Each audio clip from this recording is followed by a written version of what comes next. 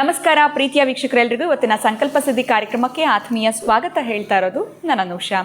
ಇನ್ನು ನಿಮ್ಮ ಜೀವನದಲ್ಲಿ ನಿಮ್ಮ ಒಂದು ಸಾಕಷ್ಟು ರೀತಿಯಾಗಿರುವಂಥ ಸಮಸ್ಯೆಗಳು ಕಷ್ಟಗಳಾಗ್ತಾ ಇದೆ. ಬಿಸ್ನೆಸ್ ಲಾಸ್ ಇರ್ಬೋದು, ಮ್ಯಾರೇಜ್ ಫಿಕ್ಸ್ ಆಗ್ತಾ ಇಲ್ಲ, ಎಜುಕೇಷ್ನಲ್ ಪ್ರಾಬ್ಲಮ್ಸ್, ಇನ್ನು ದಾಂಪತ್ಯದಲ್ಲಿ ಕಲಹ, ಮನೆಯಲ್ಲಿ ಒಂದು ರೀತಿಯಾಗಿರುವಂಥ ಅಶಾಂತಿ ಇದೆ ಅಂತಂದರೆ ಖಂಡಿತ ಚಿಂತೆ ಮಾಡಬೇಡಿ.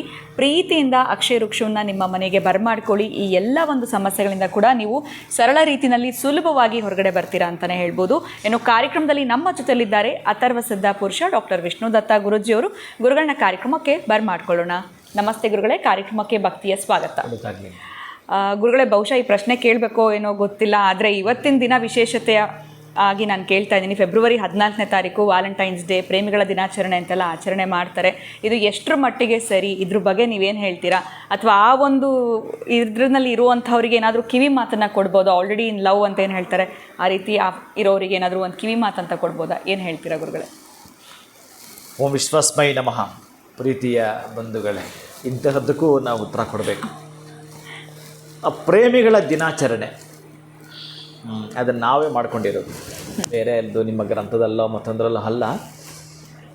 ಏನು ಈ ಪ್ರೇಮ, ಅದೇ ನನ್ನನ್ನು ಮಾತಾಡೋಕ್ಕೆ ಬಿಟ್ಟರೆ ನಾನು ಯಾವುದೋ ಇದು ಕರ್ಕೊಂಡು ಹೋಗ್ತೀನಿ. ಅದಕ್ಕೆ ನಾನು ಏನು ಮಾತಾಡದೆ ನಿಮಗೆ ಸಮಂಜಸವಾಗಿ, ಪರೀಕ್ಷೆಗಳಿದೆ, ಎಕ್ಸಾಮ್ ಇದೆ ಮಕ್ಕಳಿಗೆ ಎಕ್ಸಾಮ್ ಇದೆಯಲ್ಲ, ಅದನ್ನು ಪ್ರೀತಿಸಿ.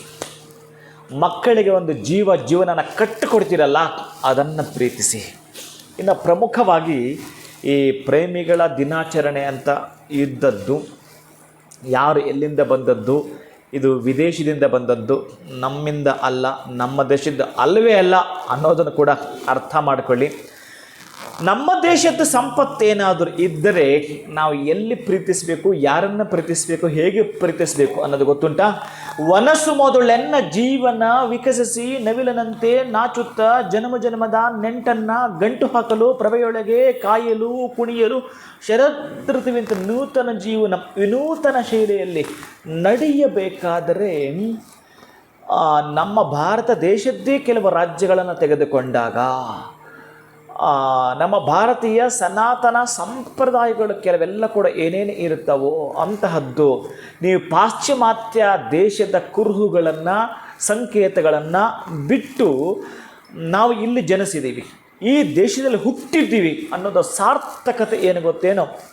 ನೀವು ಗುಜರಾತ್ಗೆ ಹೋದರೆ ಜೈ ಕೃಷ್ಣ ಅಂತ ಕರೀತು ಬಿಡುತ್ತಾರೆ. ಜೈ ಕೃಷ್ಣ ಅಂತ ಸಂಬೋಧಿಸೋ ಮುಖಾಂತರ ಮುಖಾಮುಖಿ ನೋಡೋದು ಕೂಡಲೇ ಯಾರನ್ನಾದ್ರೂ ನೋಡಿದ್ರೆ, ಈಗ ನಾವು ಹೇಗೆ ಹರೇ ಶ್ರೀನಿವಾಸ ಅಂತ ನಾನು ಹೇಳ್ತೀನಿ, ಹಾಗೆ ನಾವು ಇನ್ನೊಬ್ಬರು ನೋಡಿದ ಕೂಡಲೇ ಜೈ ಕೃಷ್ಣ ಅಂತ ಕರಿತೀವಿ, ಸಂಬೋಧಿಸ್ತೀವಿ.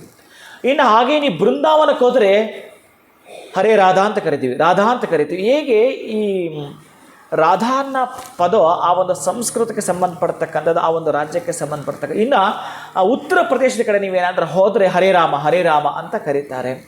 ಇನ್ನು ತಿರುಪತಿಗೆ ಬಂದರೆ ಹರೇ ಶ್ರೀನಿವಾಸ ಅಂತ ಕರೀತಕ್ಕಂತಹದ್ದು. ಇನ್ನು ನೀವು ಪೂರಿ ಜಗನ್ನಾಥ ಹೋದರೆ ಜೈ ಜಗನ್ನಾಥ ಅಂತ ಕರೀತಾರೆ. ಅಂತಹದ್ದನ್ನು ನೀವು ಪ್ರೀತಿಸಬೇಕಾಗಿರೋದು. ನಿಮ್ಮ ಪ್ರೀತಿಯ ವಾಂಛೆ ಇರೋದೆಲ್ಲಿ ಗೊತ್ತೇನೋ ಅಲ್ಲಿ ಇರೋದು. ಈ ಒಂದು ಕಡೆ ಈ ಸರಸ್ವತಿ ಮತ್ತು ಲಕ್ಷ್ಮಿ ಕೂತಿರುತ್ತಾರೆ, ಒಂದು ಸಭೆಯಲ್ಲಿ ಕೂತಿರ್ತಾರೆ. ಅವರು ಕೂತಿರ್ಬೇಕಾದ್ರೆ ನಾರದ ಅವ್ರ ಮುಂದೆ ಪ್ರವೇಶವಾಗ್ತಾನೆ.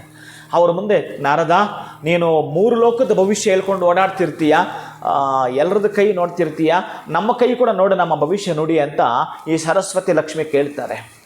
ಸರಸ್ವತಿ ಲಕ್ಷ್ಮಿಯ ಭವಿಷ್ಯ ನುಡಿದದ್ದು ನಾರದ. ಅಮ್ಮ, ನಾನು ನಿಮಗೇನು ನುಡಿಲಿ ಅಮ್ಮ, ನೀವು ಜಗನ್ಮಾತೆಯರು, ನಿಮಗೇನು ನುಡಿಲಿ?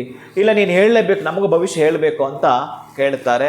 ಆವಾಗ ಆ ಒಂದು ಸರಸ್ವತಿ ಲಕ್ಷ್ಮಿಯರಿಗೆ ಕೂತಿರ್ಬೇಕಾದ್ರೆ ನಾರದ ಒಂದು ಕಡೆ ಕೂತ್ಕೊಂಡು, ಲಕ್ಷ್ಮಿ ನೀನು ಒಂದು ಸಲ ಹೋಗಿ ಬಾ ಅಂತ ನೋಡ್ತಾನೆ. ಅಂದರೆ ನಡೆಯಲ್ಲಿ ಆತ ಹೇಳ್ತಾನೆ ಅಂತ. ಅದಕ್ಕೆ ಹೇಳೋದು ರಾಮನ ನಡೆ ಕೃಷ್ಣನ ನುಡಿ ಅಂತ ಹೇಳ್ತಾರಲ್ಲ. ಆವಾಗ ಮಹಾಲಕ್ಷ್ಮಿ ಒಂದು 50 ಮೀಟ್ರ್ ಹೋಗಿ ಬರ್ತಾಳೆ. ಹೋಗಿ ಬಂದ ಕೂಡಲೇ ನಾರದ ಹೇಳ್ತಾನೆ, ಅಮ್ಮ ಮಹಾಲಕ್ಷ್ಮಿ, ನೀನು ಹೋಗಬೇಕಾದ್ರೆ ಅಷ್ಟು ಚೆನ್ನಾಗಿರಲ್ಲ, ಬರಬೇಕಾದ್ರೆ ಬಹಳ ಚೆನ್ನಾಗಿರ್ತೀಯಮ್ಮ. ನಮಗೂ ಅಷ್ಟೇ ಅಲ್ವಾ, ಲಕ್ಷ್ಮಿ ನಮ್ಮ ಕೈಯಿಂದ ಹೋದರೆ ಬೇಜಾರು, ನಮಗೆ ಬರುತ್ತೋ ಏನು ಆನಂದವೋ, ಅದು ಲಕ್ಷ್ಮಿ ಭವಿಷ್ಯ. ನೀನು ಬರಬೇಕಾದ್ರೆ ಚೆನ್ನಾಗಿ ಕಾಣುತ್ತೀಯಮ್ಮ. ಇನ್ನು ಸರಸ್ವತಿ ಹೋಗಿ ಹಂಗೆ ಬರ್ತಾಳೆ. ಅಮ್ಮ, ನೀನೇನು ಗೊತ್ತಾ, ಹೋಗಿ ಬಂದು ನಮ್ಮಲ್ಲಿ ಇದ್ರೇ ಚೆನ್ನ ನೀನು. ಅಂದರೆ ಸರಸ್ವತಿ ಯಾವಾಗಲೂ ನಮ್ಮಲ್ಲಿ ಇತ್ತು ಅಂತಂದರೆ ಎರಡೂ ಸುಖಪ್ರದವೇ. ಅದಕ್ಕಾಗಿ ಈ ಪ್ರೇಮಿಗಳ ದಿನ ಹೇಗೆ ಅಂತಂದರೆ, ಅವನು ಅವಳನ್ನು ಚೆನ್ನಾಗಿ ನೋಡ್ಕೊಳ್ಳೋ ತನಕ ಇರುತ್ತೆ, ಅವನು ನೋಡ್ಕೊಳ್ಳೋದು ಕಡಿಮೆ ಆಯಿತು, ಹೋಯ್ತು, ಅಲ್ಲಿ ಪ್ರೀತಿ ಇಮೇಜ್ ಹೋಯ್ತು, ಅದು ಡ್ಯಾಮೇಜ್ ಆಗೋಯ್ತು. ಈ ಪ್ರೀತಿ ಅಂತಕ್ಕಂತಹದ್ದು ನೀವಿಬ್ಬರೂ ಕೂಡ ಲವಲವಿಕೆಯಿಂದ ಚೆನ್ನಾಗಿದ್ದ ಕ್ಷಣಗಳನ್ನು ಆನಂದಿಸ್ತೀರಿ. ಯಾವುದೋ ಸಣ್ಣದೊಂದು ಲೀಕೇಜ್ ಬಂತೋ ನಿಮ್ಮ ಪ್ಯಾಕೇಜೇ ಹೋಯ್ತು, ಕಿತ್ತೋಯ್ತು. ಏನೇನು ಅಂದ್ಕೊಂಡ್ರೆ ಎಲ್ಲವೂ ಕೂಡ ಸಂಪೂರ್ಣ ಹೊರಟೋಯ್ತು. ಅದಕ್ಕಾಗಿ ನೀವು ಏನಾದರೂ ಮಾಡೋದಿದ್ದರೆ ಈ ಒಂದು ಪ್ರೇಮಿಗಳ ದಿನದಂದು ಈ ಮಕ್ಕಳಿಗೆ ಪಾಠ ಹೇಳಿಕೊಡ್ತಕ್ಕಂತಹದ್ದು, ಇನ್ನು ಹೇಗಿದ್ದರೂ ಕೂಡ SSLC ಎಕ್ಸಾಮ್ಗಳು ನಡೀತಾ ಇದೆ, ಅಂತಹದ್ದನ್ನು ನೀವು ಹಿರಿಯರಂದರೆ ಯಾರು, ಈ ಕಾಲೇಜ್ಗೆ ಹೋಗ್ತಕ್ಕಂಥವ್ರು, ನಿಮ್ಮ ಮನೆಯಲ್ಲಿ ಮಕ್ಕಳಿದ್ದರೆ ಅವರ ಪರೀಕ್ಷೆ ದಿನಗಳನ್ನು ಪ್ರೀತಿಸಿ. ಸಾಧ್ಯ ಆದರೆ ಯಾರೇ ಆಗಿರಲಿ, ಒಂದು ಅಷ್ಟು ಜನಕ್ಕೆ ನಿಮ್ಮ ಒಂದು ಬೀದಿಲಿ ಇರ್ತಾರಲ್ಲ, ನಿಮ್ಮ ಅಕ್ಕಪಕ್ಕದ ಮನೆಗಳಿರ್ತಾರಲ್ಲ, ಆ ಮಕ್ಕಳಿಗೆ ಪಾಠವನ್ನು ಹೇಳಿಕೊಡೋ ಮುಖಾಂತರ ಪ್ರೀತಿಸಿ. ಅದು ಬಿಟ್ಟರೆ ಶಾಶ್ವತವಾದದ್ದು ನಿಮ್ಮ ಪ್ರೀತಿ ಅಲ್ಲವೇ ಅಲ್ಲ ಬೇರೆ. ಯಾವಾಗಲೂ ಅಷ್ಟೇ ನೀವು ಟೆಂಪರವರಿ ಪ್ಲ್ಯಾನ್ ಮಾಡ್ಕೊಳಕ್ಕೆ ಹೋಗ್ಬಿಡಿ, ಪರ್ಮನೆಂಟ್ ಸೊಲ್ಯೂಷನ್ ಹುಡ್ಕೊಳ್ಬೇಕು ಇಂತಹ ಪ್ರೇಮಿಗಳ ದಿನದಂದು. ಅದಕ್ಕೆ ಹರೇ ಶ್ರೀನಿವಾಸ ಅಂತ ಒಂದು ಪದವನ್ನು ನೀವೇನಾದರೂ ಪದೇ ಪದೇ ಹೇಳ್ತಾರೆ ಅಂತಂದರೆ ನಿಮಗೆ ಒಂದು ಹಾರ. ಅದು ಯಾವ ರೀತಿಯಾಗಿ ಅಂತಂದರೆ, ಈ ದುಷ್ಟ ಗ್ರಹಗಳನ್ನು ಬರಲಿಕ್ಕೆ ಅವಕಾಶ ಮಾಡಿಕೊಡೋದಿಲ್ಲ. ಒಂದು ಬುಲೆಟ್ ಪ್ರೂಫ್ ಜಾಕೆಟ್ ಹಾಕ್ಕೊಂಡ್ರೆ ನಮಗೇನು ಹೊಡೆತ ಆಗಲ್ಲ. ಈಗ ನಮಗೆ ಹೇಗೆ ಕಾನೂನು ಪ್ರಕಾರ ಹೆಲ್ಮೆಟ್ ಹಾಕ್ಕೊಂಡು ಹೋಗ್ತೀವಿ, ಹೆಲ್ಮೆಟ್ ಹಾಕು ಅಂತ ಯಾಕೆ ಹೇಳ್ತಾರೆ, ಬಿದ್ದರೂ ಕೂಡ ತಲೆಗೆ ಡ್ಯಾಮೇಜ್ ಆಗಬಾರ್ದು ಅಂತ, ತಲೆ ಹೊಂದು ಉಳ್ಕೊಂಡ್ರೆ ಏನೆಲ್ಲ ಏನು ತೊಂದರೆ ಆದರೂ ಪರವಾಗಿಲ್ಲ ಅಂತ.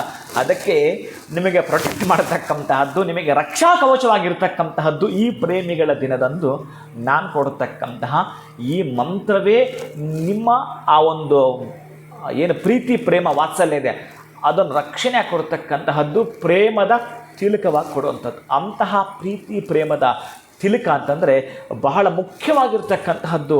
ನೀವು ಕೇಳಿಸ್ಕೊಂಡು ಇದನ್ನು ಮಾಡ್ತೀರ ಅಂತಂದರೆ ಮಕ್ಕಳಾದಿಯಿಂದ ಹಿಡಿದು ಅಂತ ಪರೀಕ್ಷೆಗೆ ಸಂಬಂಧಪಡ್ತಕ್ಕಂತಹದ್ದು ಕೂಡ ಈ ಒಂದೆಲಗ ಸೊಪ್ಪು ಇದೆಯಲ್ಲ, ಆ ಒಂದೆಲಗದ ಕಷಾಯವನ್ನು ಇವತ್ತು ಪ್ರಾರಂಭಿಸಿ.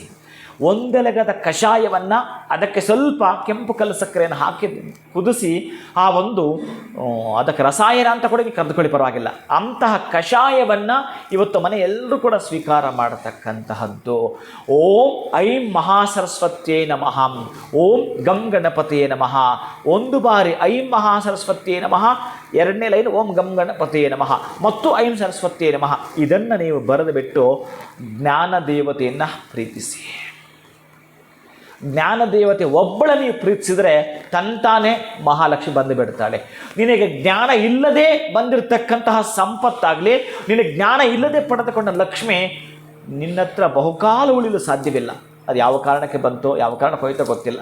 ನಿನ್ನದೇ ಆಗಿರೋ ನಾಲೆಡ್ಜಿಂದ ನಿನ್ನದೇ ಆಗಿರ್ತಕ್ಕಂಥ ಜ್ಞಾನದಿಂದ ಸಂಪಾದನೆ ಮಾಡಿರ್ತಕ್ಕಂಥ ಲಕ್ಷ್ಮಿ ಬಹುಕಾಲ ಚಿರಕಾಲ ಇರ್ತಾಳೆ. ಅಂತಹ ಲಕ್ಷ್ಮೀ ಸರಸ್ವತಿಯನ್ನು ಪ್ರೀತಿಸ್ತಕ್ಕಂತಹ ದಿನ ಈ ಸುದಿನ.